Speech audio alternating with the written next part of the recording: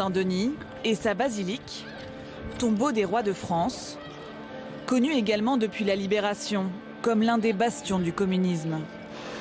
Depuis le premier tour des élections municipales, le règne du parti sur la ville est menacé. En mars, c'est le socialiste Mathieu Hanotin qui est arrivé en tête avec 35% des voix, devant le maire sortant communiste à 24% et le candidat de la France insoumise à 18%. Pour contrer cette poussée du PS, le PCF et la France insoumise devaient fusionner leurs listes. Mais la semaine dernière, au dernier moment, leur alliance a volé en éclats. Principale raison de cet échec d'après les communistes, la présence du controversé Majid Messaouden sur la liste LFI.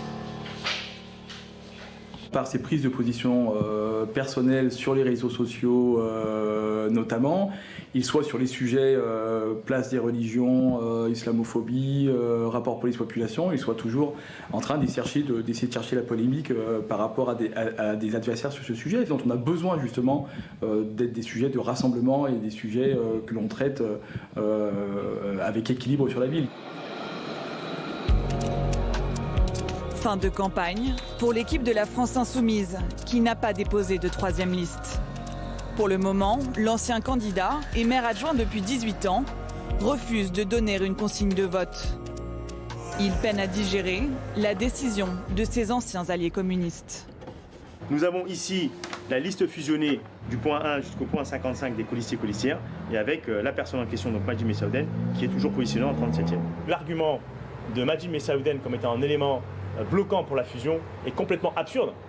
Parce que comment voulez-vous expliquer que ce conseiller municipal délégué, qui est en responsabilité depuis maintenant 2 mandats, c'est-à-dire 12 ans, avec le maire Laurent Ruffy actuel et l'ancien maire, donc Didier Paillard, sans que aucun de ces 2 personnes n'avait quelque chose à lui reprocher, et bizarrement, 24 heures avant le dépôt de la première liste, c'est un sujet.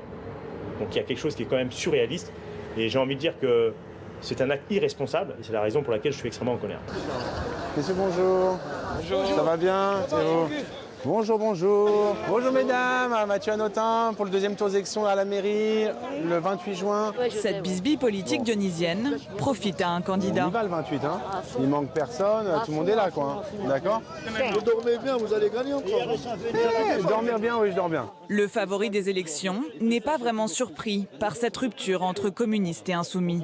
Ça fait donc 6 ans qu'ils ont travaillé ensemble pendant le mandat. Ils n'ont pas arrêté de se tirer dans les pattes pendant 6 ans. Il n'y avait pas de raison que ça s'arrête dans l'entre-deux-tours. La seule chose que je n'avais pas prévue, honnêtement, c'est que ça explose si vite. Je pensais que ça mettrait 3-4 jours à exploser, ça a mis moins de 24 heures, voilà, c'est tout. Et je pense que le problème de fond, c'est qu'ils n'étaient pas d'accord sur le projet, ils n'étaient pas d'accord, même s'ils ont signé un document de façade, ils n'étaient pas d'accord sur l'avenir de Saint-Denis, ils n'étaient plus d'accord sur rien, et à un moment donné, ils ont cherché un prétexte et ils l'ont trouvé. Voilà. Depuis l'âge d'or du Parti communiste dans les années 70, la ceinture rouge n'a cessé de rétrécir au fil des élections. La perte de Saint-Denis serait un échec historique, l'une des 2 dernières villes communistes de plus de 100 000 habitants.